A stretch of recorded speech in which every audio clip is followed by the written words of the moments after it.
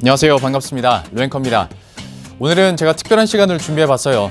경제 이슈이기도 하고 우리나라 경제 역사에서 뼈아픈 흔적을 남긴 사건이기도 한데요. 론스타 먹튀 논란을 일으켰던 외환은행 매각, 이것을 소재로 한 영화 블랙머니가 개봉을 했죠. 실화를 바탕으로 해서 영화화 만든 이 작품인데 정지용 감독님을 필두로 조진웅 씨와 이한희 씨가 열연을 펼쳤습니다. 그런데 제가 매일 오전 11시에 머니투데이 방송에서 진행하고 있는 이슈앤뷰에서 마침 정지용 감독님을 인터뷰할 기회가 생겼거든요. 그리고 론스타 사건에 대해서도 김준환 교수님과 또 얘기를 할 기회가 있었는데 오늘은 그 내용을 맛보기로 잠깐 여러분들에게 소개를 해드릴게요. 사실 상업영화이기도 하면서도 어떤 사회적인 문제를 다시 한번 끄집어내는 영화이기 때문에 아마 만드는 사람 입장에서는 고민이 많았을 거라고 생각을 합니다. 특히나 이게 소재가 경제 문제잖아요. 하다 보니 사실 더 복잡해질 수밖에 없고 어려운 얘기들이 안 나올래야 안 나올 수가 없거든요. 그럼에도 불구하고 정지용 감독님께서 6년 동안의 시나리오 작업을 꾸역꾸역 해간 이유가 무엇인지, 이 영화를 기획하고 또 만들게 된 이유는 무엇인지 직접 한번 들어보시죠.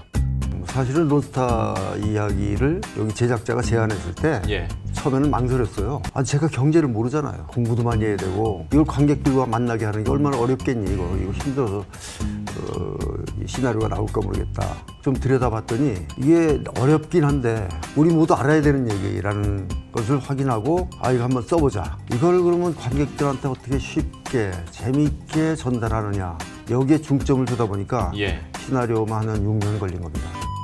자, 그러면 이 경제, 그것도 엄청난 액수의 규모가 오고 갔던 이슈, 그리고 각종 이해관계가 얽히고 설켰던 이 이슈에 대해서 정지용 감독님은 어떻게 이걸 설명하고 풀어내려고 했을까요? 정보도 최소화했을 뿐더러 경제 용어도 최소화시켰습니다. 단순 매각, 직물 매각, 혹은 뭐 BIS, 그것도 다 영화 중간에 설명이 나오지 설명을 않습니까? 계속 하면서 BIS 비율, 국제결제은행의 자기자본 비율이라는 말도 사실 우리 평소에 살면서는 쓰지 않는 얘기거든요. 저도 이거 이용하면서 알았습니다. 그렇죠. 이렇게 어려운 경제 이야기를 풀고 또 이야기를 전개하는 과정에서 주연 배우들의 역할도 무엇보다 중요했을 텐데요. 감독님이 주연 배우들에게 특별한 주문을 했다고 해요. 그런데 이게 생각지도 못한 솔루션입니다. 어떤 거였는지 들어보시죠.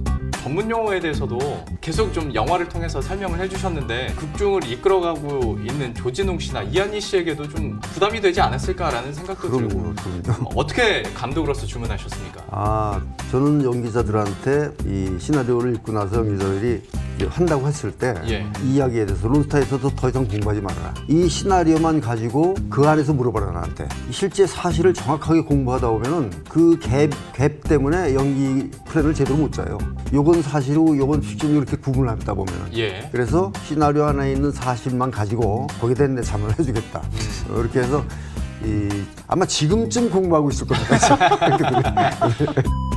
또 영화를 만들면서 이게 사실 실화를 바탕으로 한 거고 아직까지도 소송이 진행되고 있는 사안이기 때문에 만드는 사람 입장에서도 굉장히 조심스러울 수밖에 없거든요. 자칫 잘못했다가 명예훼손으로 또 소송을 당할 수도 있는 부분이기 때문에 아마 제약도 많았을 거라고 생각을 하는데요. 구체적으로 어떤 부분이 힘들었는지 감독님의 이야기 직접 들어보시죠.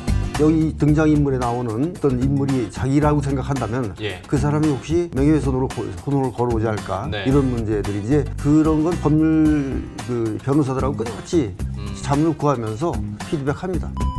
저는 그 영화를 보면서 개인적으로 이경영 씨의 캐스팅도 굉장히 적절했다고 생각을 합니다. 모피아라는 집단을 표현은 해야겠는데 앞서 말씀드린 것처럼 실화를 바탕으로 하고 있는 거다 보니까 어떻게 실명을 거론하기도 굉장히 곤란한 상황이고, 그런데 이 이경영 씨의 캐스팅만으로 관객들에게 모피아라는 집단 그리고 그 이면성을 제대로 전달하지 않았나 싶어서 제가 또 돌발 질문을 해봤거든요. 여기에 대해서 정지용 감독님의 생각은 어떨까요?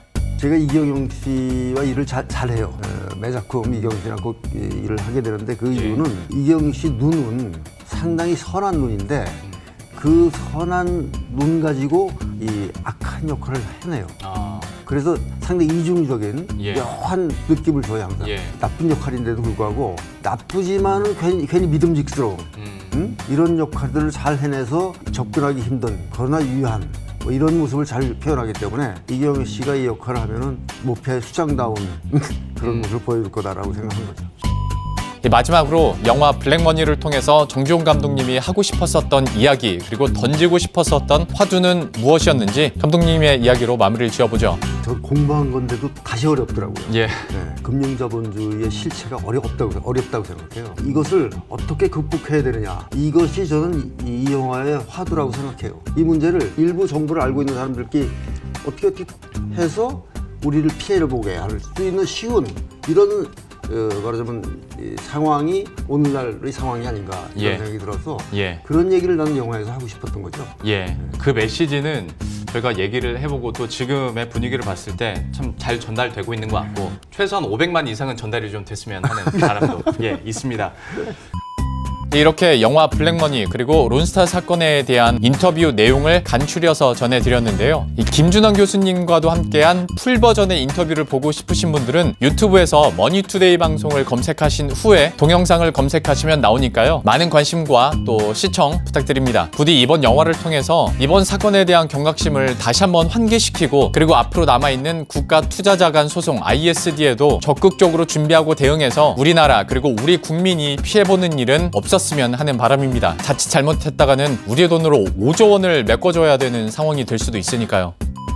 자, 그럼 저는 여기서 인사드리도록 할게요. 도움이 되셨다면 구독과 좋아요 한 번씩만 클릭해 주시고요. 구독 버튼 옆에 있는 알림 설정까지 부탁드리겠습니다. 그럼 저는 다음 컨텐츠에서 다시 찾아뵙도록 할게요. 안녕.